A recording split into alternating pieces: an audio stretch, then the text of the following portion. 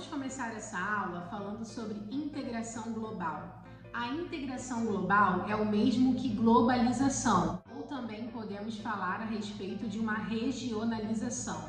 Na verdade, a palavra integração, ela já traz todo o sentido da coisa, né? Integrar-se é se reunir, é se unir uns aos outros. E quando nós falamos de integração global, estamos falando do espaço mundo. Mas de que forma isso começou a surgir? Afinal de contas, os países, eles não eram sempre integrados, né? Não tinha um costume de um país estar sempre integrado ao outro. Uma coisa que a gente precisa entender é que todas as coisas na sociedade acontecem com base em uma necessidade. E essas necessidades que vão sendo construídas têm uma relação muito forte com os contextos históricos. E não seria diferente com essa questão da integração global. Por quê? O mundo, vocês sabem, né, durante a Guerra Fria, ficou dividido em duas ideologias completamente diferentes, né? A União Soviética, que era socialista, e os Estados Unidos, que era capitalista. Eles juntos criaram a ordem bipolar da Guerra Fria. Essa ordem bipolar foi dividindo os países, porque esses países que lideravam essas ideologias foram conseguindo aliados. Então, pouco a pouco, cada país ia escolhendo o seu lado na definição, nas escolhas dessas ideologias. E os países que ficavam do lado da União Soviética eram praticamente inimigos que ficavam do lado dos Estados Unidos e vice-versa. De acordo com essa divisão mundial, quando a Guerra Fria acabou, que o Muro de Berlim foi destruído, que a União Soviética se desfez, quando a Guerra Fria termina, existe uma necessidade no mundo muito grande dos países fazerem, de certa forma, uma amizade, deles se integrarem, eles se reunirem, né, para fazer com que assim as inimizades não acontecessem e existisse paz no mundo finalmente. E dessa forma foram surgindo uma série de blocos econômicos. A União Europeia surgiu nesse momento, a Organização das Nações Unidas recebeu muito mais investimento e assim o processo de globalização foi ganhando cada vez mais espaço no mundo. Hoje, o principal resultado dessa integração global é o fato da gente conseguir adquirir mercadorias de outros países e também exportar produtos primários. Dessa forma, estamos organizados com outras economias internacionais, estamos integrados dentro do espaço mundo. Então, estamos de fato falando em uma globalização, que é essa integração entre os países, integração entre pessoas, integração entre mercadorias, fluxos de informações, tudo isso é a globalização. E a globalização existe graças à Revolução Industrial, ou seja, a Revolução Tecnológica. A Revolução Tecnológica, ela aprimorou as telecomunicações, ela aprimorou todos os meios possíveis de comunicação. E na atualidade, a internet é o principal meio dessa comunicação, é o principal meio de consumo, é o principal meio de fluxo daquilo que não é físico, né? Informações, ideologias, culturas, o fato da gente conseguir se comunicar. Então, tudo isso é possibilitado pela internet.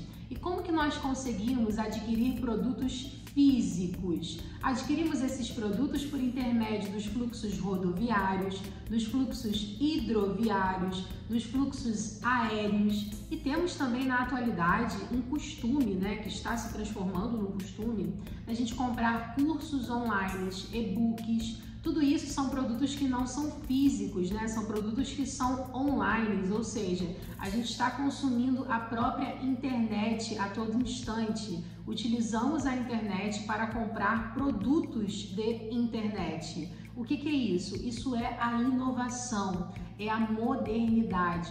E essas transformações estão impactando a todo instante sociedades pelo mundo afora. Apesar da gente estar falando sobre o espaço mundo, não podemos dizer que todos os países do mundo fazem parte dessa integração, né, dessa globalização.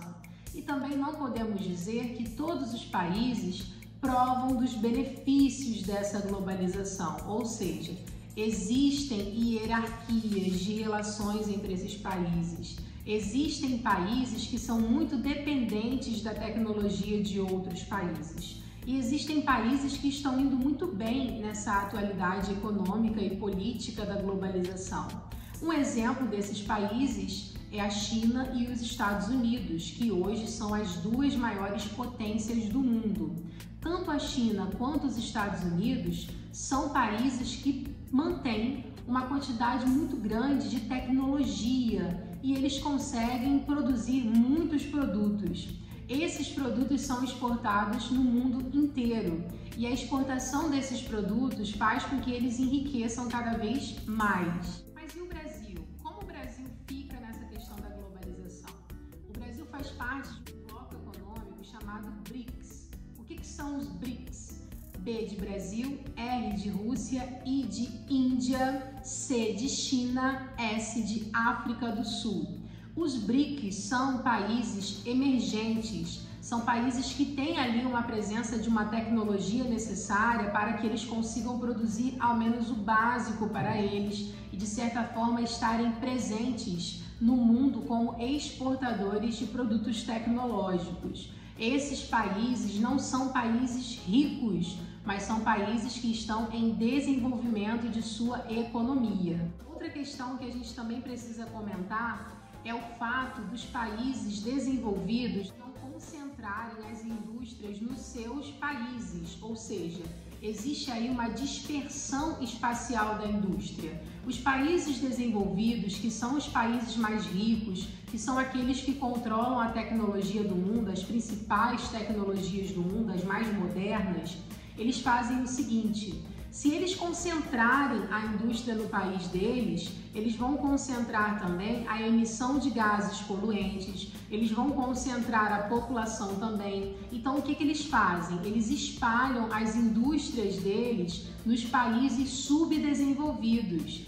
Os países subdesenvolvidos são países mais pobres, né? São países que estão ali em uma tentativa de desenvolver. São países que têm uma grande quantidade de desempregados. São países que têm leis trabalhistas muito frágeis, leis ambientais muito frágeis. Então, os países desenvolvidos usufruem disso para o benefício próprio deles e colocam filiais dessas empresas, né, dessas fábricas que eles têm em países subdesenvolvidos. Qual o nome dessas filiais? Essas filiais são as transnacionais.